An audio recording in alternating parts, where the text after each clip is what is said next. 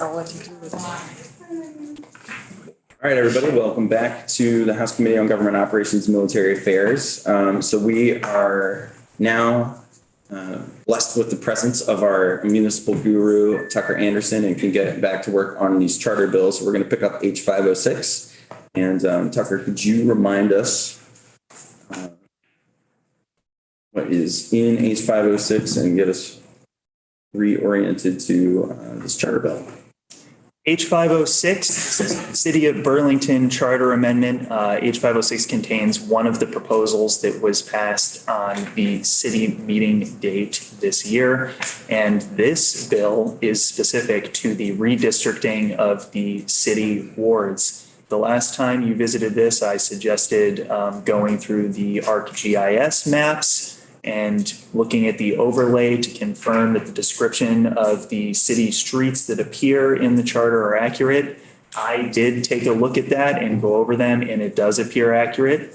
I will say I could not figure out how to measure the degrees, so I cannot confirm that the degrees are accurate, but I can confirm that all of the text contained in H506 is what was approved by the voters of the city and what appeared in the certified charter packet that was submitted to the Secretary of State.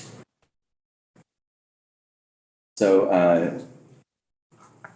I also took a look at the maps. I will admit that I did not look at every single vertex and confirm the GIS coordinates, but hearing the testimony that we heard when we took this up before from the city clerk and assurances from other folks, I think this very detailed description does correspond to the ward maps that the voters of Burlington approved. So are there any questions about H506? This is the ward redistricting.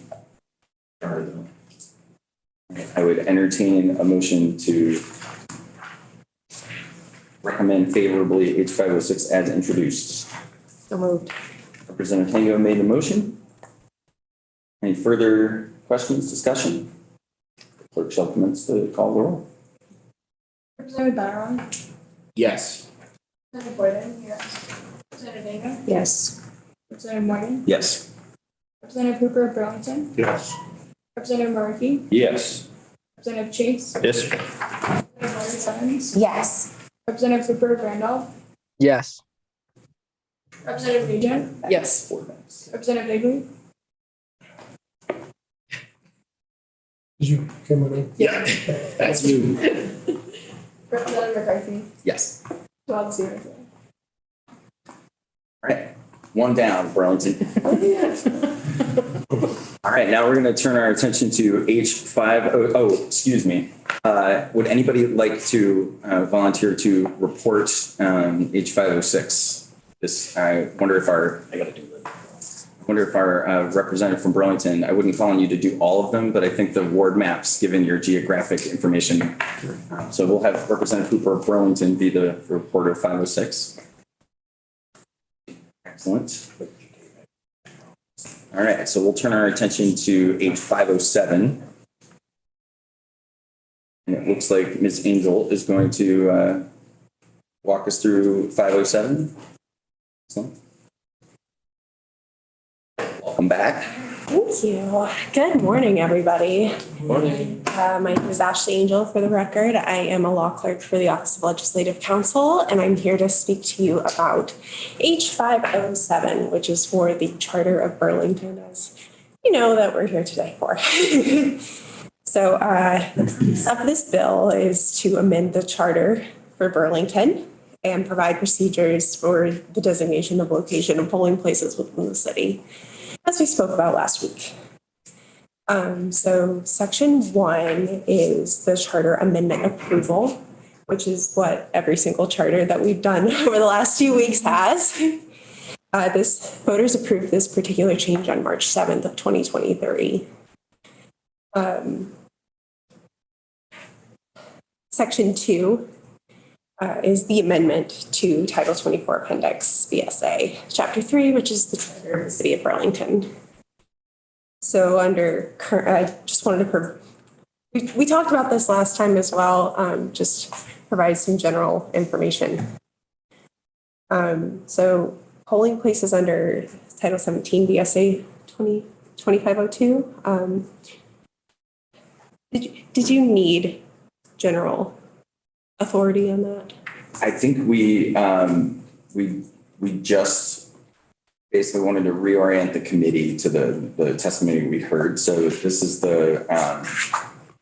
if you could just walk us through the authority that this gives as it deviates from general authority, I think that's really all we need at this point, because we did go through this in detail before. Oh, of course, of course. So this particular bill strikes the old language of Section 19 of the Burlington Charter. The elections held early voter absentee ballots and adds the designation of polling places in its place. The section further strikes the original language from the charter within the provision. The new language requires city council in consultation with the city clerk's office, ward clerks, and inspectors of election to determine the number and location of polling places at least 30 days prior to a local primary or general election. The bill also requires that polling places be located in each ward unless there's a more accessible facility outside of the wards, but is within a close proximity to the ward in which voters reside. It also requires that if there are more than one polling place located in the same building, that each be separate and distinct from the other. Section 3 provides the effective date, which is effective upon passage. We talked about this at length before, but does anyone have any questions for Ashley? All right, I would entertain a motion to move 507 favorably as introduced. Okay, I initially saw the motion from Representative Hooper of Burlington, so I'll give him that one.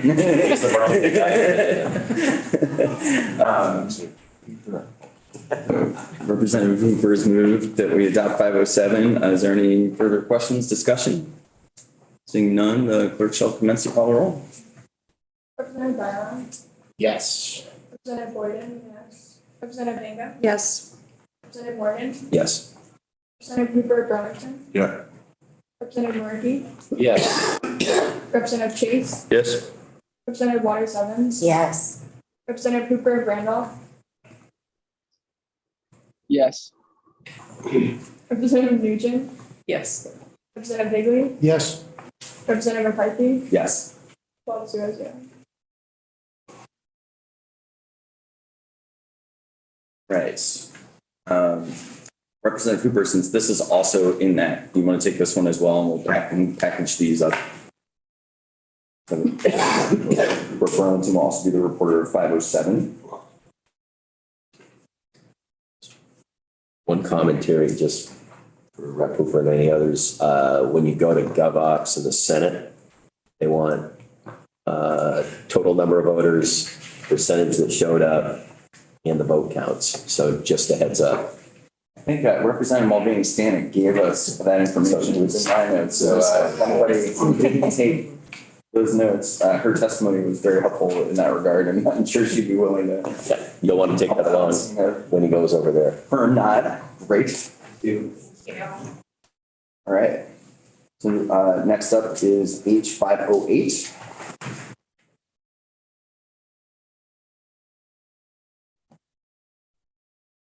Welcome back. Thank you. It's been a long time. H508 is the next in the series of Burlington Charter Amendment proposals, and H508 amends the city's ranked choice voting provision to include ranked choice voting for the mayor, the commissioners, and the ward election officers.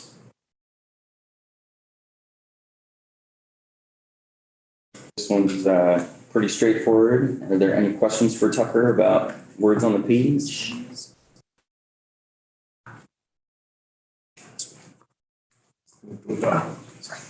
Is that a motion to adopt 508 favorably? So Representative Hooper has moved that we adopt or recommend 508 favorably as introduced. Discussion? Or clerk a minute, so Yeah, you said long. it's a long title.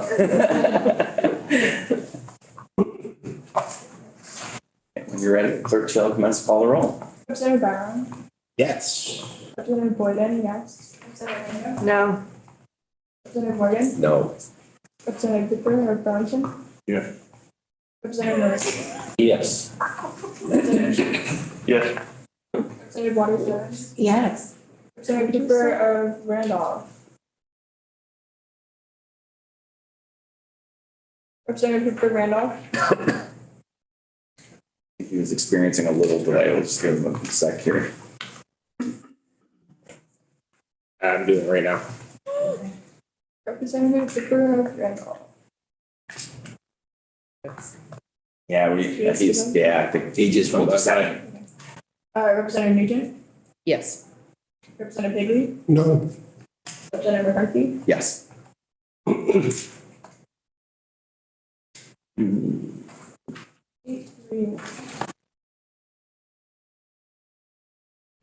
All right, so thank you very much, committee. This is the most efficient we've ever been with charter meetings, I think.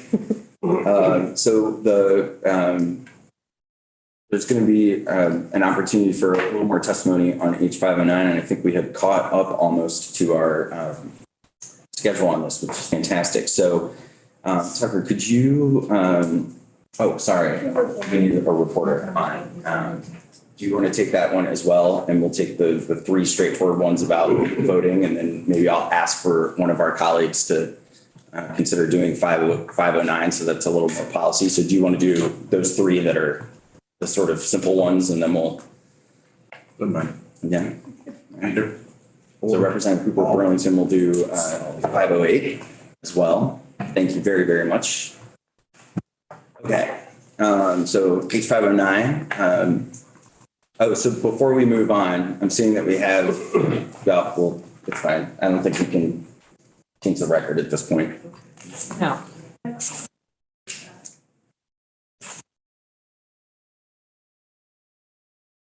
Okay. Well, that point is what's the official close of a vote? Once the clerk has announced the vote, I had to think through my Mason's. Yes. Yeah. That is correct. You can hold. Yeah, so we're being a little more strict in the 21st century here. That's okay. I lost service. It's no, I apologize. All right, so now we're turning our attention to H509. And I want to start off with, Tucker, are you going to introduce this one and just reorient the committee to what's in this particular bill? And then we'll take some testimony from other guests. Absolutely. So H509 is the last of the City of Burlington Charter amendments that we're taking a look at today. And this contains the city's proposal for all resident voting. As we noted last time that we walked through this, the language in H509 that is proposing to amend the city's charter is substantially similar to the charter provisions that exist for the cities of Winooski and Montpelier. There's very little deviation in the language between what is proposed by Burlington and what has been approved for those two other municipalities. To reorient you to the bill, this first amends Section 8 of the city charter. This is largely for consistency with the section that comes next that authorizes all resident voting. But this states that a legal voter may cast a ballot for local officers and local public questions specific to a ward or city district only if that legal voter resides in that ward or city district. Previously, this used the term citizen in this section. So this is both making sure that the charter is consistent in its reference to who has the qualification to vote, and also doing a bit of cleanup in here about residency requirement within wards and districts. Section 8A is added next, and this is the requirements for legal resident voters who are not citizens. Subsection A notwithstands sections 7 and 8. 8 is the one that we just went through of the charter, and 17 VSA chapter 43. That would be qualifications for voting. And allows a legal resident who is not a citizen of the United States to be a legal voter at a local city of Burlington or Burlington School District election if the individual meets the following qualifications. First is a legal resident of the United States. That is going to be the substantive deviation from general law requirements for qualification to vote in local elections. Is not less than 18 years of age, has taken the voter's oath, resides in the city, and the city attorneys who worked on this did an excellent job of citing 17 VSA section 2122, which contains the definition of a resident, and has registered to vote with the Board of Registration of Voters. As used in this section, legal resident of the United States, as I noted, that's the substantive deviation from the qualifications established in general law, means any non-citizen who resides on a permanent or indefinite basis in compliance with federal immigration laws. This is the same definition that is used in the other city charters where this has been enacted. Subsection C is a bit of a seatbelt, guardrail, belt, and suspender all at the same time. It states that this section does not change a non-citizen's ability to vote in any state or federal election. But of course, this charter amendment couldn't do that anyway because the Constitution's control on those matters. Subsection D, a legal resident voter who is not a citizen may cast a ballot only for local officers and local public questions specific to a ward or city district where the individual resides at the time of voting. And finally, subsection E, the chief administrative officer is charged with developing all necessary forms and procedures for the implementation of this section. And this is directly mirroring the city clerk duties in the city of Montpelier charter amendments related to non-citizen voting. It is the clerk in Montpelier, and in this case, the chief administrative officer in Burlington who will be charged with making sure that the procedures and forms are put in place for registering as a resident voter in the city. This act takes effect on passage.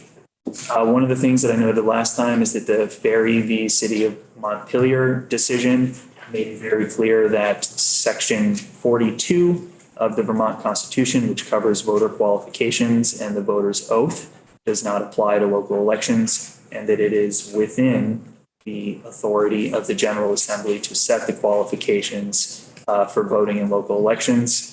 In the past, you got very excellent walkthroughs of both the Woodcock v. Bolster decision and the legislative history where the General Assembly has deviated from the statewide standards for voter qualifications. Of course, before women were given the right to vote, Vermont had granted through statute the right to vote in local school board elections and to hold office on local school boards. So even at that time, the state of Vermont through statute had granted voting qualifications and rights that did not exist even at that point under the United States Constitution. All right. Any questions for Tucker about the words on the page before we take some testimony? Representative Hooper. So I was going to ask a question about taking the voter's oath. What you just said seems to make it discretionary at our will. Is it still required for general citizen applications for voting? Is there a question with respect to this charter amendment or just in general? In general and both, actually. The constitutional requirement for statewide elections, yes, the voter's oath is a requirement. Along with being 18 and being a United States citizen and being a resident.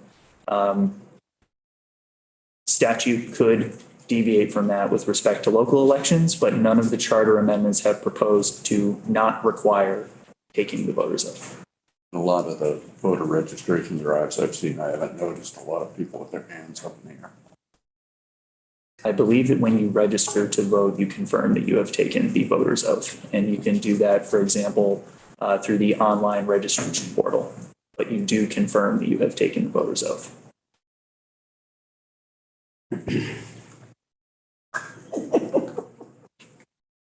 Totally clear. Thank you very much. Any more questions for Tucker? All right. Representative Mulvaney-Stanek, I have you on the list. Do you want to give any further testimony now, or do you want to have, or would you defer to staff? What would be your preference? I defer to staff unless there's questions. Okay, great. Thanks for being here. Yeah. So Ms. Shad, I think you are with us on Zoom. Thank you so much for being with us. So we had asked you to come in and offer some testimony. I think mostly we were interested in knowing about the logistics and just anything that the city staff wanted to offer as testimony before we take a position on H509. Thank you so much for the opportunity to offer testimony. We have been in communication with the clerks, both from Montpelier and Winooski, to understand how they have implemented similar changes in their voting regulations. We will continue to have those, but we feel very confident that this would be something that we would be able to easily handle. We intend to have a separate voter registration form for non-citizens along with a separate voter checklist. As you know, non-citizens would only be eligible to vote on local questions. So if we had a mix of local and non-local questions on the ballot, we would develop a separate local ballot question so that the non-citizens would have their own separate ballot. And it seems pretty clear to us the way forward. We are prepared in my office to be able to implement it. And I'm happy to answer any questions. I neglected to ask you to introduce yourself for the record and just describe what your position is with the city. I apologize. Of course, I'm Catherine Schad. I'm the Chief Administrative Officer for the City of Burlington, a role that includes overseeing all of our election processes, as well as several other duties, including our budget, but elections is what is relevant for today. And I see a hand, Representative Hooper, is that you? Okay. Send them along. A little wave hello And from, yes, I have the rep. pleasure of working with Representative Hooper on our Burlington Employment Retirement System Committee. So I really appreciate you mentioning some of the key pieces that those of us who were here last biennium for the couple of other communities who had a similar charter change.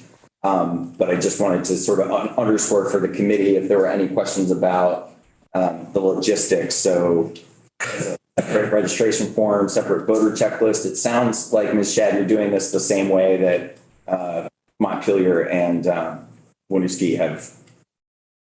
have adopted procedures to accommodate having non-citizen voters. That's right. It sounds like it has worked well in both of those places. So we do intend to adopt very similar procedures. Yes, Mr. Chair. Question I don't know the answer to really is the Burlington High School a union district or is that strictly Burlington? I think the question from Representative Higley was about whether the Burlington High School or Burlington School District is a union district and how that relates to this. I think we heard in testimony that similar to Winooski, it's the Burlington district is contiguous with the city of Burlington, so that the city has its own school district. And that there are no other communities involved in the school district. Is that right? Okay. Thank you. That's correct. Right. So this is, that was the one difference between Montpelier and Winooski, I think. And Burlington is the same as Winooski in terms of the school voting because of the contiguous nature of the district and the city itself. Any other questions for Ms. Shad? Thank you very much for expressing the confidence you have in being able to adopt procedures to accommodate the charter change. Thank you. I'd like to invite the League of City and Towns. We've got Wayne Zakov with us. I had Karen on the list as well. Is she going to be testifying as well, Gwen? No, it's just me. Hello, Gwen Zackoff, Vermont League of Cities and Towns. I'm not entirely sure what you want me to say on behalf of the league, but generally speaking, the league always supports when there are charters before you that are constitutional, duly adopted by the voters. And we weighed in 2021 for the Winooski and the Montpelier charters. When there was a veto, it was the first time we had, in our recollection, that there had been a veto of a charter by a governor in the state of Vermont.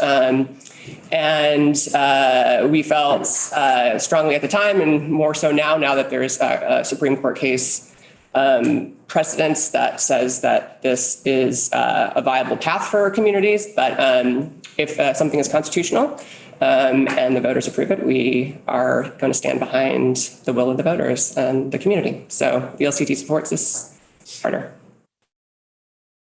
I think the general theme and one of the reasons that I was interested was to just see if, as we have a couple of communities who've adopted this that are members, if there's been any particular policy recommendation or thing that we should consider to sort of help facilitate this for towns. It sounds like there's kind of a consistent process with the two that Burlington plans to follow, but is there anything that you might want to offer us in terms of how that's going for those communities that have done this already for an election cycle? I might defer to others, but I know that we, on our board of directors, the city manager for Montpelier is on our board. And just in conversations, how smooth this transition has been noted in some of our meetings. So as far as we can tell, we've heard positive feedback. Our attorneys have written about it. Towns are aware that given the Ferry v. City of Montpelier case in January, they're now sort of they're now known that they can actually go beyond the bounds of what they might have thought was possible before. So I wouldn't be surprised if there are more communities that try for charter changes in the future, similar nature. Thank you, Mr. To your knowledge, is there a standard form or identification document that people would present who are in this category for including on the checklist registration? I am not an expert on that. It would probably be best to talk to a clerk or an election official about exactly how that. Representative.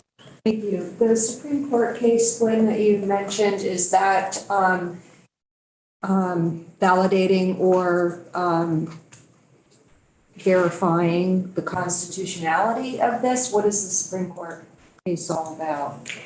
Judge Counsel might want to weigh in this as well, but I don't. But did you have a walkthrough of that case? No. Okay. Well, I don't have it in front of me, but essentially the case in January, sure, basically pretty straightforward, said that the challenge to the Montpelier charter provisions was indeed constitutional. It was viable, and that they can, because the U.S. Constitution, the Vermont Constitution are different things entirely, that under the Vermont Constitution, for local elections and local elections only, the legislature can create different standards for election processes and allow for non-citizen voters. Hopefully I said that correctly. But. Thank you. And are there any challenges to that decision at this moment that you're aware of? From the Vermont Supreme Court decision? Yeah. No.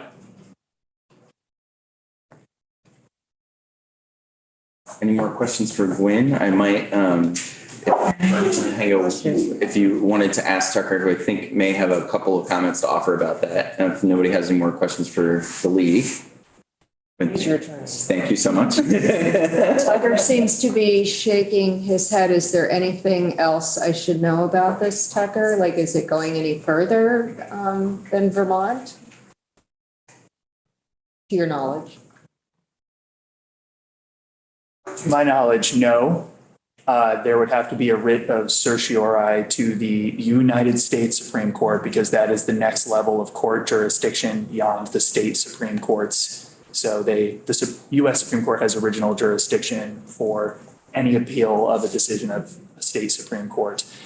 I am not aware of anything at this time, but I will say it's been a busy couple months, so I haven't stayed on top of my petitions for writ of certiorari from the United States Supreme Court. It's okay, it's a little out of your. The other thing that I would note is that while the Ferry v. City of Montpelier decision is very clear that the General Assembly does have authority to set qualifications for local office, and that there is established precedent of other Vermont Supreme Court decisions that say the same, that this court did not want to deviate from, that the challenge was fairly specific to two issues. First, that Section 42 of the Vermont Constitution would prohibit the General Assembly from allowing, in this instance, non-citizens to vote because there's a requirement of U.S. citizenship as a component of statewide voter qualifications under Section 42.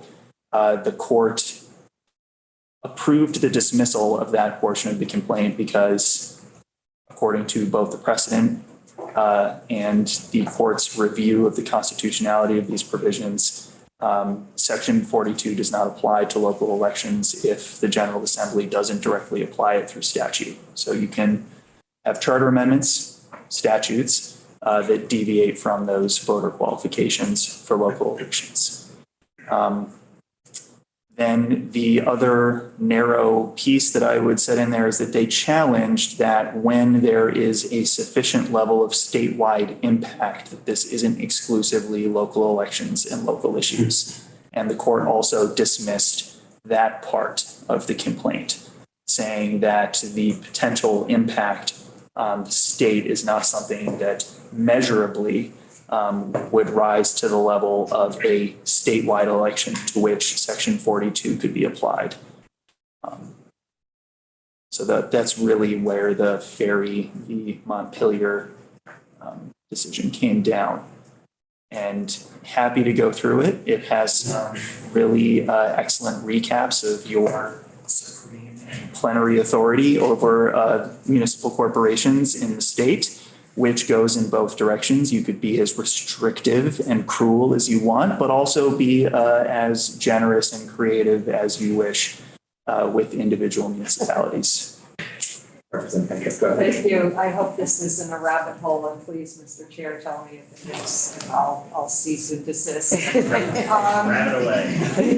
So in the case of this Supreme Court decision, if for some reason the school district of Montpelier were to expand, or if we pass this, the school district of Burlington, to other surrounding municipalities through merger of the school district, what would happen to this statute that we would be putting into? Are you asking about Burlington or Montpelier? Well, because the Montpelier charter amendment was very specific that it did not include school district elections. Because it was, they are one municipal member of a multi-member school district. And the General Assembly looked at that and said, well, we would be increasing the class of voters for one municipality, and that would have an impact regionally. And we don't want to go to that level, so we're going to constrain this to city. Right, I'm sorry, I had forgotten that distinction. So what about Burlington then? If this becomes law, what happens? If the Burlington City School District goes beyond the city bounds, I'm not certain where that would fall under Ferry v. City of Montpelier. The court did look at what happens when there is potentially an outstated impact beyond the legal bounds of the municipality, and said that that's not something that would come into play when there's a sort of express authority granted for local purposes and local elections. There could be another challenge, and we could get even more clear guidance from the Supreme Court of Vermont. But for now, as it stands, based on this decision, based on the structure of the Vermont Constitution, you have the power, and this seems kosher. Representative Hooper. So, in line with what you were just saying, it seems like D down here limits everything to local election or a ward or city district. So if you broach that, I would think the question would come off the non-voter or the non-citizen list. Yes. Specific to a ward or city district. And for the time being, you're correct that that would align with the Burlington School District. And it's an important note that when we're talking about some of these regional districts, the General Assembly could, hasn't yet, in these charter amendments, grant voting rights that also impact these kind of multi-member districts. But in general, those districts are supposed to be running their own elections. And the qualification to vote in those elections could be determined, for example, by a charter governing that district. In general, school districts under Title 16, voters of multi-member districts are the voters that are qualified in the municipalities that comprise the district. So if there were an issue that came up in the future, that could be addressed by removing some of that automatic voter qualification for the district and tinkering in Title 16 potentially. Again, Tucker, currently though, the only way for this to happen is towns that have charters, correct? Yes, it has to be granted through special law. You could amend general law and grant this sort of voting qualification to any municipality. But the legislature has to establish the qualifications in statute. Was one of the things that came up in, I know it came up in our consideration of the Montpelier charter policies last biennium, but in the case, the precedent of non-citizen resident voting in local elections, especially, in the history of floor meetings, that was commonplace prior to World War I, as I recall. Did that come up in the Supreme Court case? There was discussion about the status of what was termed freemen and the use of freemen both in statute and the Vermont Constitution for quite a bit of time. I can't remember perfectly whether in the historical recitation part of the decision they covered some of the robust history of non-citizens voting in local elections in Vermont. But I can go back through and I can also recirculate the Ledge Council memo on these issues, which also went into both the substantive but also legal history of non-citizen voting in local elections in Vermont.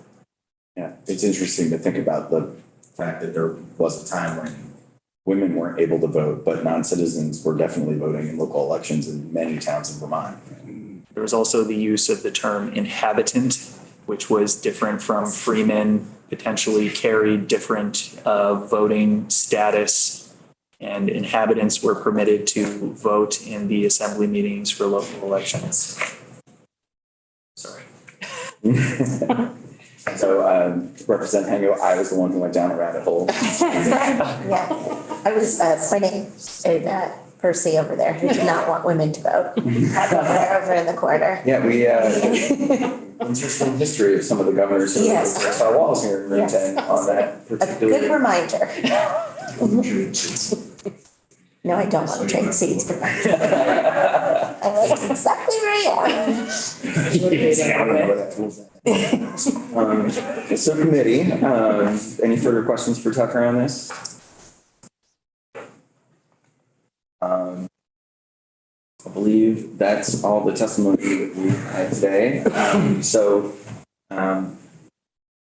I would entertain a motion to move H509. Representative Cooper is moving that we recommend H509 favorably as introduced. I'll open it up for discussion. Representative Waters-Ennis. Thank you. I want to say that if it is constitutional and the people of Burlington want it, I don't see any reason why we shouldn't let as many people vote as possible. Representative Wood. I agree. Yeah, just a footnote to that. I mean, we're essentially reinstating an existing practice from long ago. is removed to treat the lack of access barriers to voting for selected demographics. So. Representative Pango. I will borrow a phrase from the chair and say I have a lot of heartburn about this. Just because there are certain parameters put in place in order for people to be able to vote in any community, whether it be your school community or your town community or your state or your country. And I think the parameters were put in place for good reasons. So I'm not particularly supportive of this concept, nor was I when it came up for other municipalities that we passed charters for in the past. Anybody else? Representative Chase? I'll borrow a phrase from DC, taxation without representation. I figure these people are our community, they're paying the taxes, they're contributing to the economy. So that's why I support it.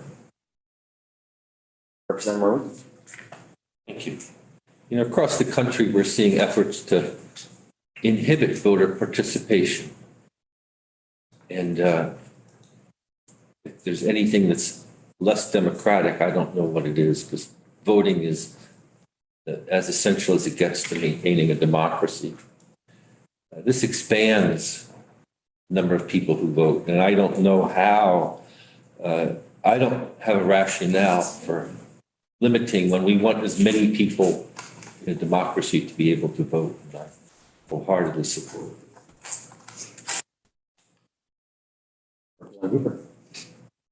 You referenced back before World War I, when railroad construction and granite was king around here, that non-citizens were voting. And I imagine the ratio of citizens and non-citizens got pretty tight. But in relation to what Representative Wiki just said with the constriction on voting rights other places in our country, I think this is an example of another brave little state move that we should respect. Anybody else?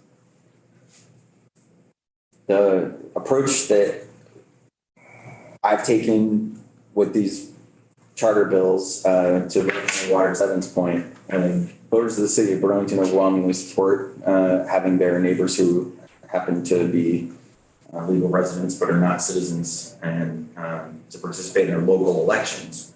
And I think I am in favor of expanding access, especially when we have good procedures in place and can protect the integrity of elections. And we've had a couple of communities do this, and I think if Burlington's following the same model, we're using similar language, and we've got a good process in place to maintain those separate checklists. And the city clearly has the capacity to manage a slightly more complicated voter registration and checklist, and we should go ahead and approve it. So I'll be supporting this charter amendment and the will of the voters of Burlington. Representative Nugent? Do you have something to add? I realize after. I support this for most of the reasons folks have mentioned. And also I think that when people are participating or able to participate in the decision-making of their communities, then they're much more likely to continue to do that and be invested in the success and connect with others. So I just see this as like a win-win for communities and Vermont. And I can also understand the concerns. I don't think those are illegitimate, but on the balance, I think that that is a really good benefit for Vermont. Anybody else? Have a motion on the table.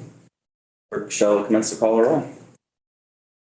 Representative Brown, Yes. Representative Boyden, yes. Representative Pango, No. Representative Morgan, No. Representative Cooper Darlington, Yes. Representative Murphy, Yes. Representative Chase, Yes. Representative Waters Evans, Yes. Representative Cooper Randolph, Yes. Representative Nugent, Yes. Representative Higley, No, Representative McCarthy, Yes. 9-3-0. Thank you all, and we're running like clockwork on time here. I really appreciate that committee, but also the thoughtful discussion and some good work on all of these charters today. I want to thank our guests who came in to work with us on these. The last thing that I keep trying to forget on some of these bills, I had to ask Representative Murwicki if he might be willing to report this one and appreciate his offer to do that, and wanted to have somebody with the GovOps experience, but also not have to force Representative Hooper to do all four of the of the bills. So I appreciate his willingness to step up on that front. So Representative Murwicki will be the reporter of H509. While we have Ms. Shad here, I was wondering if she might be willing to stay with us before we take our break here for a few minutes. And follow up on some questions that we had dug into with the assistant city clerk and in regard to our larger conversation about ranked choice voting, because the experience in Burlington, I think, could help us inform our deliberations about S32. So I really appreciate your willingness to hang out and answer some further questions and offer some further testimony. So generally, we wanted to know a little bit more about what the experience has been, and just logistically, and what preparations the city of Burlington is making with your charter change that would allow you to do, with multiple precincts, doing ranked choice voting elections to actually process the instant runoff tabulations when you have multiple precincts. So if you have anything to offer on that, we would be very happy to hear. Great. Thank you so much for inviting me to also speak on this. I will say that we have done this for a couple of elections. We have only had ranked choice with our special election last December because this March election, we simply didn't have enough candidates. Everyone got 50% in the first round. But that first experience went really smoothly. It was a district election, so it was ballots from 2 wards.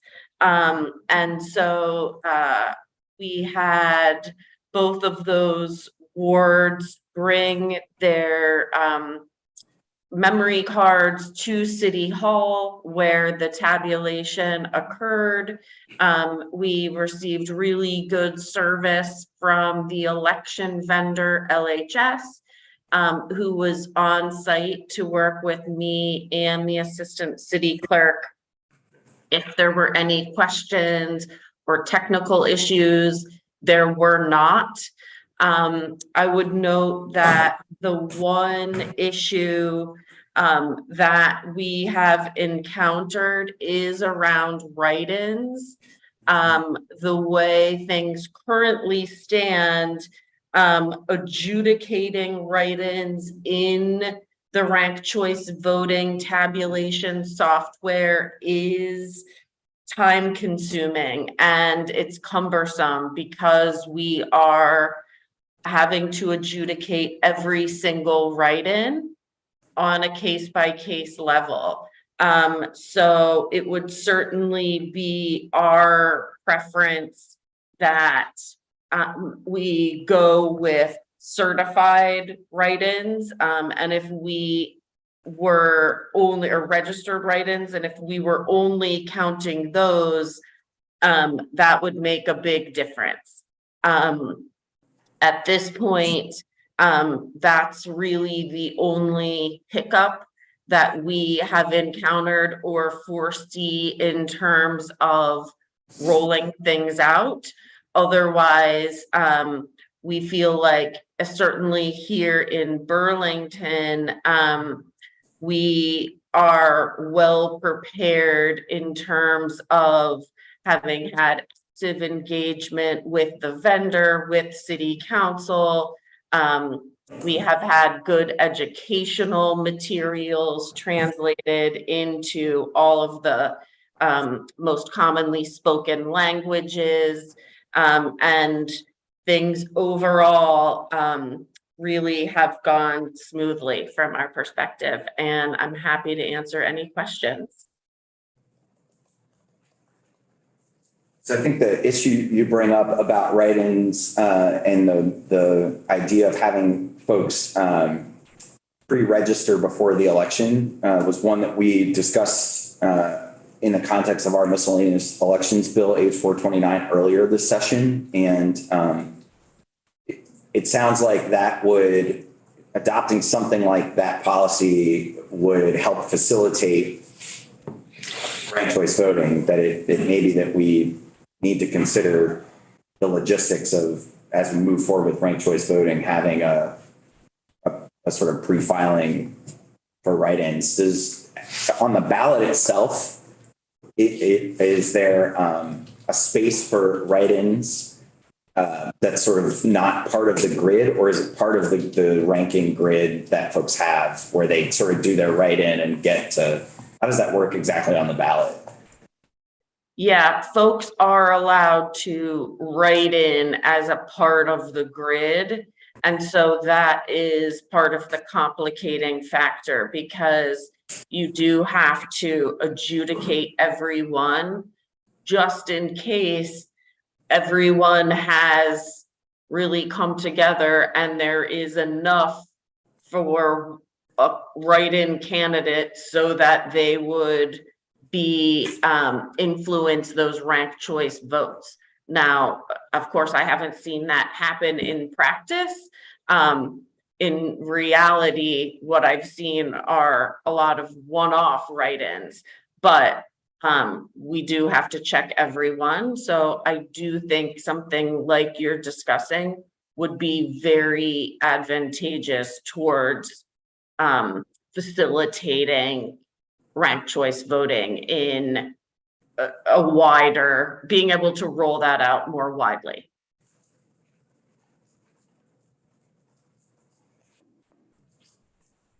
Questions for Ms. Shad from the committee? All right. Thank you very much for being with us on both of these bills today. Very much appreciate having the Burlington perspective, and thank you very much, Ms. Shad. We appreciate you being with us. You're so welcome. Bye-bye.